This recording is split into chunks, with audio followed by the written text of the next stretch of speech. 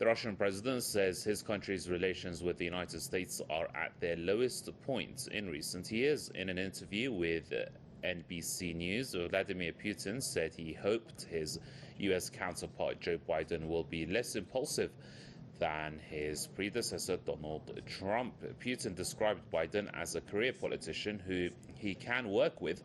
The interview comes ahead of the two leaders' planned summit in Geneva next week. President Biden has taken a tough stance against Russia, accusing it of meddling in the 2020 U.S. presidential election, an allegation that Moscow denies.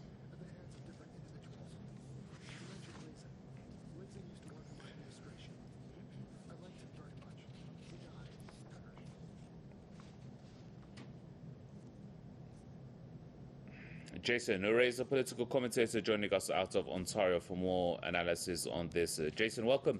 The Russian president here, he's saying that the Moscow-Washington ties are at their lowest points in recent years. At the same time, he's also expressed some hope that perhaps there can be some revival of ties. How do you see it?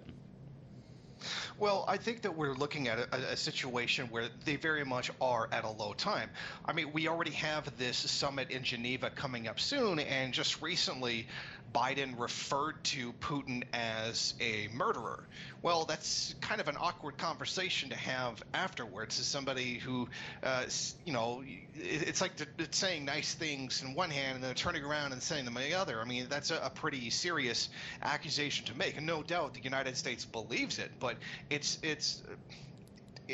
odd to talk about the difficulties in international relations and then use language like that.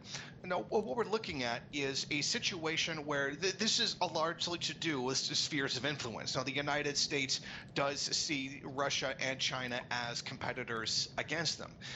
Together, they don't wield as much power as the United States, but they are challenging the U.S. empire. And that's mainly what this is about. This Nord Stream 2 pipeline, which the U.S. really wanted to stop, is something that Russia, frankly, needs, and something that Russia and its customers have every right to do should they decide to do so. I believe it's with Germany. What the U.S. wants is for those same customers to take it from the U.S. instead of Germany at a price that I believe the last time I checked, it was about 5 times higher, and that's kind of ridiculous. I mean, Russia's offering a much better deal with this gas than the United States is, and that's what's happening here. They're competing over the access to the market for energy resources, and to go into international relations and energy resources. That's a very big, if not the biggest part of many histories of many countries and their relations. So we are seeing that competition over this. I think the United States probably wants some kind of compromise, maybe. Maybe they want Russia to back down, but that's something Russia is not known for doing. So I think that we're watching two countries battle over, access to a liquefied natural gas market, and the United States does not like the fact that Russia is standing up to them, and perhaps they are looking to get some kind of concession from the United States over this, but I have serious doubts about that.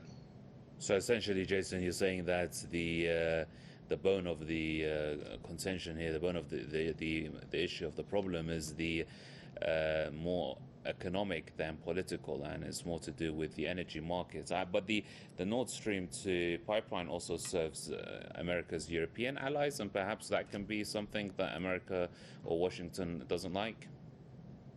Oh, definitely. I mean, the United States is, it's got the petrodollar that everybody's heard about. I mean, energy resources are about the biggest money that there is in the world. And this is largely a part of imperialism, the monopoly stage of capitalism, in which it must capture foreign markets and will end up putting it in conflict with other states that are trying to collect those markets as well. And that drives the hostility between the two countries. I mean, politics is always going to be politics, but most of the problems that we see in politics are a result of the economic, the base, as opposed to the superstructure of the various competing powers in the world. And that's probably what this is about. I mean, you also have Russia rejecting, getting rid of U.S. dollars, buying gold, Russia countering U.S. interests inside of Syria, etc. But I think in this particular situation, this particular summit is probably going to be about the liquefied natural gas. But there are larger outstanding issues between the two countries. But we are generally looking at is a conflict between two countries, each trying to expand their sphere of influence, the U.S. Trying imperialist expansion, and Russia undermining that expansion. All right, interesting stuff, Jason. Thank you for your contribution. Jason Unruhe, political commentator, joining us out of Ontario.